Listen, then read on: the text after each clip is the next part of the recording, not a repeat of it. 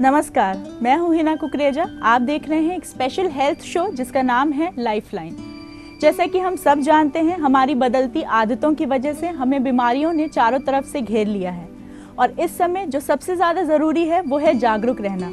अगर हम जागरूक नहीं रहेंगे तो हम चारों तरफ बीमारियों से घिरते चले जाएंगे और हमें उनके समाधान भी पता नहीं चलेंगे।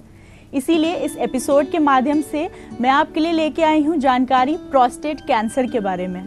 इस बारे में बात करने के लिए आज हमारे साथ स्टूडियो में मौजूद हैं doctor Vivek Garg. Welcome to the show doctor. Thank you doctor, जो पहला सबसे आम सवाल मैं आपसे पूछना चाहती हूँ और वो बहुत ही खास सवाल है कि प्रोस्टेट कैंसर होता क्या है? प्रोस्टेट ग्रंथि जो है हमारे पेशाब की थैली के रास्ते और पेशाब की नली के बीच में होती है। ये मेल रिप्रोडक्टिव ऑर्गन है और इसमें जब कैंसर पनपता है उसको प्रोस्टेट कैंसर कहा जाता है। इसके अलावा डॉक्टर, अगर मैं आपसे पूछूं कि जनरल पब्लिक में ये कितना पाया जाता है, ये कितना जल्दी होता है, उस बारे में कुछ बताइए। प्रोस्टेट कैंसर वैसे तो कहा जाए तो विदेशों में ज़्यादा पाया जाता है। सबसे ज़्यादा इंसिडेंस अफ्रो अमेरिकन्स, जो अफ्रीकी मूल के निवासी जो अमेरिका में रहते हैं या अमेरिकन्स जो अफ्रीका में रहते हैं उनको अफ्रो अमेरिकन्स बोलते हैं, या ब्लैक्स में हाईएस्ट इंसिडेंस है वर्ल्ड में।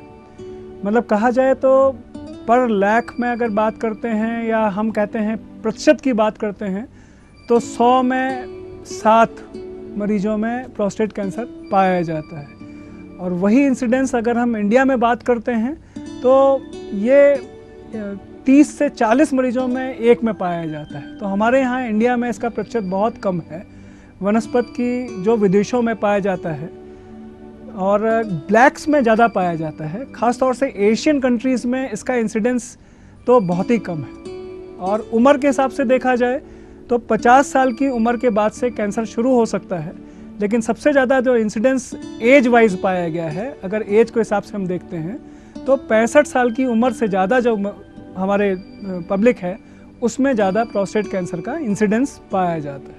डॉक्टर, जैसा कि अभी हमने आपसे जाना कि जब एज बढ़ती जाती है तो ये कैंसर बहुत ही अमूमन पाया जाता है, तो मैं आपसे पूछना चाहती हूँ कि क्या ऐसे लक्षण होते हैं जिससे कि ये पता चले कि किसी भी व्यक्ति को ये कैंसर हो रहा है?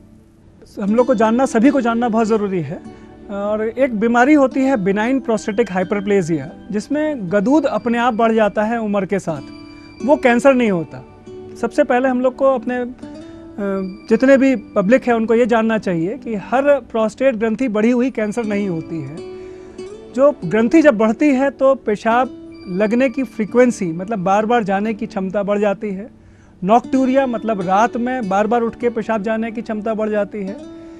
डिसयूरिया मतलब पेशाब करते समय दर्द होना, कभी कभी पेशाब का रुक जाना, पेशाब में खून आना, ये नॉर्मल कंप्लेंट्स पेशेंट बताता है।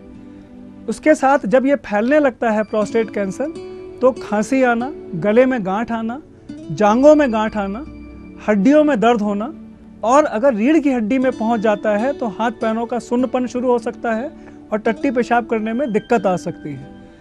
इवन क्योंकि ये मेल रिप्रोडक्टिव ऑर्गन है तो हमारे सेक्सुअल फंक्शंस को भी ये हैम्पर करता है, मतलब उनको रोकता है। खास तौर से ये इजैकुलेशन में पेनफुल इजैकुलेशन हो जाता है जो आपकी सेक्सुअल लाइफ को हैम्पर कर सकता है, लेकिन ये बहुत कॉमन सिम्टम नहीं। डॉक्टर, जैसे कि अभी हमने जाना क्या क्या कॉमन सिम्टम्स होते हैं इस कैंसर के, तो अगर इनमें से कुछ भी सिम्टम्स या एक से ज़्यादा सिम्टम्स कोई भी व्यक्ति नोटिस करता है तो सबसे पहले उसे क्या करना चाहिए? सबसे पहले जागरूक है तो अगर ये समझेगा कि हाँ हमको 4 बार जाते थे या रात में हम 4 बार उठ के पेशाब जाने लगे हैं, तो उसको अपने डॉक्टर कंसर्न पे पास जाना चाहिए, अपनी कंप्लेंट्स बताना चाहिए कि हमारी पेशाब करने के बार बार जाना, हमको बार बार जाना पड़ता है पेशाब करने। तो डॉक्टर कई सारे टेस्ट हमारे पास हैं जो मेडिकल फील्ड में हम लोग एडवाइस करते हैं, ये समझने के लिए कि मरीज को प्रोस्टेट की साधारण बीमारी है कि कैंसर है।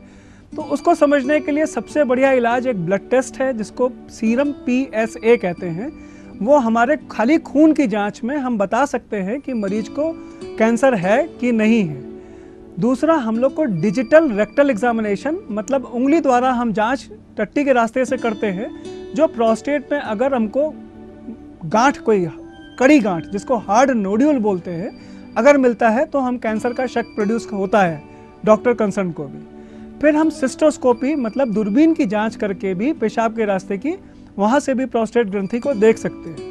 उसके बाद हम लोगों को FNAC मतलब यानी दूरबीन की जांच से देखते हुए सुई की जांच करना, या अल्ट्रासाउंड से देखते हुए प्रोस्टेट ग्रंथि से सुई की जांच करना, या बायोप्सी टुकड़ा जांच का लेके हम लोग प्रोस्टेट कैंसर से समझ सकते हैं कि प्रोस्टेट है कैंसर है कि नहीं है। ट्रांसरेक्टल अल्ट्रासाउंड एक नई विधि आई है जिसमें हम अल्ट्रासाउंड का कॉइल जो है टट्टी के रास्ते में डाल के प्रोस्टेट ग्रंथि को बहुत नज़दीक से देख के भी बता सकते हैं कि इसमें प्रोस्टेट कैंसर है कि नहीं है। और आखिर में हम MRI एंडोरेक्टल कॉइल अगेन रेक्टम में मतलब टट्टी के रास्ते में उसको डाल के हम MRI करते हैं, तो हम बहुत नज़दीक से और बहुत सारी प्लेन में बहुत सारे एंगल से हम प्रोस्टेट को देख के उसके बारे में ज्ञान ले सकते हैं और समझ सकते हैं कि ये कैंसर है कि नहीं। डॉक्टर, जैसे कि हमने कई आधुनिक टेस्ट के बारे में जाना जिससे हम इस कैंसर के बारे में पता लगा सकते हैं, तो क्या ये टेस्ट इजीली अवेलेबल हैं? जैसे हम सब टेस्ट हमारे लखनऊ शहर की बात करते हैं तो सभी टेस्ट बहुत अच्छे से और सभी सेंटर पे नियरली अवेलेबल हैं, क्योंकि साधारण कुछ नहीं तो डिजिटल रेक्टल एग्जामिनेशन अगर डॉक्टर खुद समझता है तो उंगली की जांच से ही खाली बता सकता है। ब्लड टेस्ट PSA करके कोई भी लैब सीरम PSA करती है वो बता सकता है, और FNAC और बायोप्सी काफ़ी हद तक सभी यूरोलॉजिस्ट और कैंसर सर्जन या सर्जन करते हैं, उससे भी हम कैंसर का प्रकार या कैंसर है ये पता कर सकते हैं। इसके अलावा डॉक्टर, अगर जांच में ये सामने आ जाए कि किसी भी व्यक्ति को कैंसर है, प्रोस्टेट कैंसर है, तो क्या क्या उससे बचने के लिए और उसको एक तरह से कंट्रोल करने के लिए क्या क्या करना चाहिए? मतलब आप कहना ये चाहते हो कि इलाज की प्रक्रिया कैसे शुरू करी जाए। अगर प्रोस्टेट कैंसर अगर हम कहें जनरल भाषा में समझने की बात करें तो दो प्रकार के हम कह सकते हैं कि अर्ली स्टेज में पकड़ा या लेट स्टेज में पकड़ा। अर्ली स्टेज में जब मरीज हमारे पास आता है तो सबसे बढ़िया, अगर मेडिकली फिट पेशेंट है तो हम लोग ऑपरेशन के लिए सर्जरी की सलाह देते हैं। सर्जरी में रेडिकल प्रोस्टेटेक्टमी मतलब पूरी प्रोस्टेट ग्रंथि, सेमिनल वेसाइकल्स, प्रोस्टेटिक यूरेथ्रा मतलब उसके अंदर पेशाब की नली जो जा रही है, और अगल बगल की गांठें निकाली जाती हैं। ये निकालने से हमें बहुत अच्छे रिजल्ट्स मिल सकते हैं। इससे मरीज कई सालों तक जीवित रह सकता है बिना किसी दिक्कत के। अगर मरीज हमारे पास लेट आता है, अर्ली स्टेज के कैंसर में हम लोग जो मरीज बुढ़े हैं, काफ़ी जिनकी उम्र बहुत ज़्यादा हो गई है या मेडिकली अनफिट है, तो हम लोग ब्रेकीथेरेपी और रेडियोथेरेपी की नई मशीन्स के इजाद के साथ IMRT करके हम सिकाई, जिसको रेडियोथेरेपी साधारण में सिकाई या बिजली की सिकाई बोलते हैं, उससे हम प्रोस्टेट को कंट्रोल कर सकते हैं। लेट स्टेज में नॉर्मली हम लोग ऑपरेशन अवॉइड करते हैं। लेट स्टेज में मतलब होता है कि मरीज में कैंसर वहाँ पर अपनी जगह पे फैला हुआ है, पेशाब के रास्ते को पकड़े हुए है, पेशाब की नली को पकड़े हुए है, अगल बगल की गांठें बहुत बड़ी बड़ी हो गई हैं, या हड्डियों में फैल गया है या लिवर में फैल गया है। ऐसी अवस्था में हम लोगों के पास कई सारी दवाइयाँ, हार्मोनल मैनिपुलेशन के लिए दवाइयाँ हैं, कुछ इंजेक्शंस हैं और कुछ गोलियाँ हैं जो दी जा सकती हैं, और साथ में दोनों अंडकोश जो कि हमारे ईस्ट्रोजन हार्मोन प्रोड्यूस करते हैं। अगर हम दोनों अंडकोश, जिनको टेस्टिकल्स कहा जाता है, अगर हम वो दोनों निकाल दें तो हम हार्मोन मैनिपुलेशन के साथ प्रोस्टेट ग्रंथि के बढ़ाव को रोक सकते हैं, उसको कंट्रोल कर सकते हैं। और साथ में हड्डियों में अगर कैंसर फैल चुका होता है तो उसके लिए अलग से इंजेक्शन और गोलियां अवेलेबल हैं जो महीने महीने के हिसाब से दिया जा सकता है। तो कभी अगर ये हमारे हार्मोनल मैनिपुलेशन अगर फेल हो जाता है तो हमारे पास कैंसर की दवाइयाँ, जिसको कीमोथेरेपी बोलते हैं, IV मतलब नस में देने वाली भी अवेलेबल हैं, और अगर वो भी फेल हो जाती हैं तो नई दवाइयाँ मुंह से देने वाली मतलब खाने वाली दवाइयाँ भी अवेलेबल है जो दी जा सकती है। तो डॉक्टर, क्या हम ये मान सकते हैं कि कोई भी लेट स्टेज या अर्ली स्टेज प्रोस्टेट कैंसर पीड़ित है तो वो कैंसर से निजात पा सकता है? अर्ली स्टेज में तो बहुत अच्छे रिजल्ट्स हैं, more than 80% 5 years to 10 years survival की हम बात करते हैं। लेकिन लेट स्टेज मतलब मेटास्टेटिक, जहाँ फेफड़े में, लिवर में या हड्डियों में फैल चुका है, वो मरीज इन दवाइयों द्वारा, जितना कि हमारे साइंटिस्ट इजाद करते जा रहे हैं, हम 3 साल के आसपास, 2 से 3 साल के आसपास की लाइफ, अच्छी क्वालिटी ऑफ लाइफ के साथ मरीज को दे सकते। डॉक्टर, इसके अलावा अगर कोई मरीज सर्जरी से गुजरता है तो क्या क्या प्रिकॉशंस होते हैं जो उसको सर्जरी के बाद लेने चाहिए? सर्जरी से पहले तो डॉक्टर को ही बहुत सारे प्रिकॉशन, मरीज क्योंकि ये बड़ी सर्जरी है और ख़ास तौर से जब से हमारे पास इंडिया में भी रोबोटिक सर्जरी अवेलेबल हो गई है तो प्रोस्टेट कैंसर की सर्जरी बहुत इजी हो गई है। तो लेकिन वहाँ तक पहुँचने के लिए मरीज के बहुत सारे टेस्ट, फिटनेस टेस्ट, खास तौर से ब्लड प्रेशर इस उम्र में बढ़ जाता है, डायबिटीज़ होता है, कोलेस्ट्रॉल बढ़ा होता है, तो ये सब चीज़ों का ध्यान रखते हुए हम लोग को ऑपरेट करना होता है। ऑपरेशन के बाद मरीज को रेगुलरली डॉक्टर के पास जाना है, शुरू में महीने, बाद में 3 महीने में। उसको कोई भी पेशाब, सर्जरी की अपनी दिक्कतें हो सकती हैं, जैसे कि पेशाब में कंट्रोल ना होना या पेशाब ड्रिबल करना, मतलब पेशाब शुरू में 2-3 महीना चूती रहती है, कभी बैठा हुआ तो निकल गई अपने आप पेशाब, उसे पता नहीं चला, या बूंद बूंद करके गिरती रहती है, तो वो कंट्रोल थोड़ा मुश्किल हो जाता है, वो धीमे धीमे 3 महीने तक आ जाता है। तो एक तो ये प्रॉब्लम हो सकती है। दूसरी प्रॉब्लम, इसके सेक्सुअल डिसफंक्शंस हो जाते हैं, क्योंकि प्रोस्टेट हमारा रिप्रोडक्टिव ऑर्गन है, तो उसकी वजह से इरेक्शन में दिक्कत आ सकती है या इजैकुलेशन में दिक्कत आ सकती है। इसीलिए जो नई तकनीक आ गई है रोबोटिक सर्जरी में, हम लोग नर्व स्पेयरिंग सर्जरी, मतलब जो नसें हमारा ये दोनों सेक्सुअल फंक्शन को कंट्रोल करती हैं, उनको बचाते हुए हम लोग ऑपरेट करने लगे।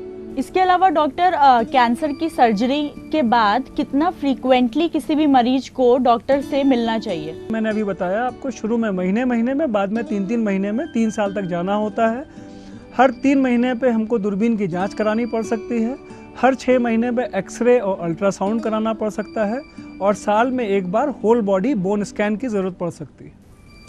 जैसे कि हम बात कर रहे हैं प्रोस्टेट कैंसर की, तो क्या किसी व्यक्ति जो इससे पीड़ित है उसकी फैमिली में भी ये किसी को हो सकता है? ये जेनेटिक कैंसर में पाया गया है कि अगर हमारी कुछ फैमिलीज़ में ये रन करता है, मतलब अगर फादर को है तो लड़के में होने की संभावना बहुत ज़्यादा बढ़ जाती है। इसके लिए हमारे साइंटिस्टों ने जीन्स आइडेंटिफाई कर लिया है, BRCA1 और BRCA2, खास तौर से BRCA1 दैट इज कॉल्ड, उसको बोलते हैं BRCA2। अगर ये पॉजिटिव पाया जाता है तो बहुत एग्रेसिव कैंसर बच्चों में हो सकता है, लेकिन इसका इंसिडेंस बहुत कम है, जेनेटिक इंसिडेंस बहुत कम की तरफ है। डॉक्टर, इसके अलावा अगर किसी को कैंसर के साथ हाइपरटेंशन या डायबिटीज़ की भी प्रॉब्लम है, तो वो उससे कैसे कंट्रोल कर सकते हैं अपनी मेडिकेशन के साथ? तो साधारण है, उससे कोई फ़र्क नहीं पड़ता है। प्रोस्टेट कैंसर के साथ जो भी बीमारियां हैं उससे संबंधित वो चाहे कुछ भी करें, ब्लड प्रेशर की दवा भी ले सकते हैं, शुगर की दवा भी मैनेज करके ले सकते हैं, वो उसके प्रोस्टेट कैंसर के इलाज में कहीं भी बाधा नहीं पहुंचाते हैं। डॉक्टर, एक लास्ट और बहुत ज़रूरी क्वेश्चन जो है कि हमें प्रोस्टेट कैंसर से बचने के लिए, मतलब प्रिवेंशन, जैसे कि हम सब कहते हैं prevention is better than cure, तो उससे बचने के लिए हमें क्या करना चाहिए? प्रिवेंशन के लिए जैसे शुरू में ही आपने कहा कि लाइफस्टाइल डिजीज़ हो गई है आजकल, हमारी लाइफस्टाइल ऐसी हो गई है, हमारा खाना पीना ऐसा हो गया है, हमारा रहन सहन ऐसा हो गया है कि हम लोग खुद ही बीमारियों की जकड़ में आते जा रहे हैं। ख़ास तौर से खाने में अगर ध्यान दें तो हम लोग जो हरी सब्जियां ज़्यादा खाते हैं, ख़ास तौर से जैसे आपका गोभी है, हरा पत्ता गोभी है, बीन्स ज़्यादा खाते हैं, मशरूम ज़्यादा खाते हैं, आपके सेम जितनी भी बीन्स हैं, कोई सेम है जैसे, वो खाने से आपका बचाव संभव है, जो लोग ये सब्जियां खाते हैं।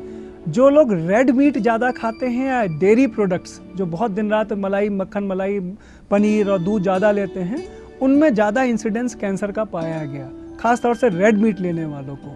तो नॉर्मली हम लोगों को ये चीज़ों से बचाव करना चाहिए, और ये जितनी भी चीज़ें मैंने हरी सब्जियों की बात करी है, ताज़े फलों की बात करी है, जो कम से कम हफ्ते में 3 घंटा एक्सरसाइज करते हैं, मेडिटेशन करते हैं, उनमें कैंसर का इंसिडेंस इन ऑल, पूरी बॉडी में ही सब जगह उसका बहुत फ़ायदा पाया गया है।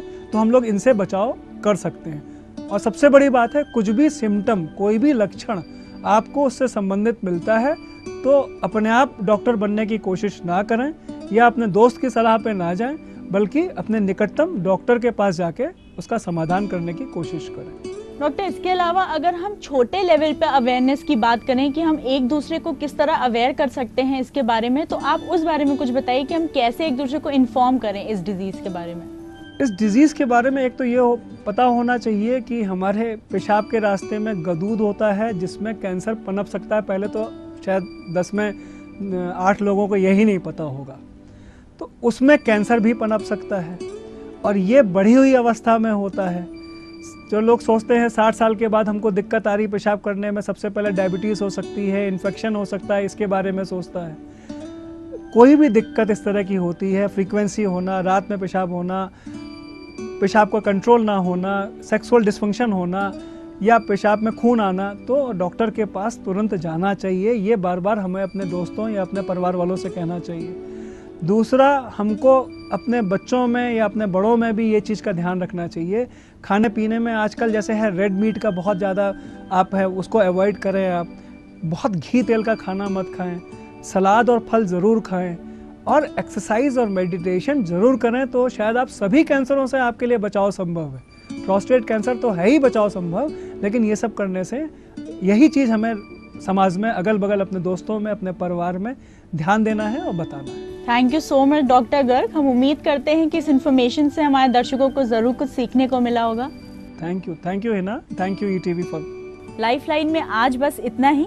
अपनी हेल्थ का ख्याल रखिए और खुद को और अपने परिवार को हेल्दी रखिए। नमस्कार।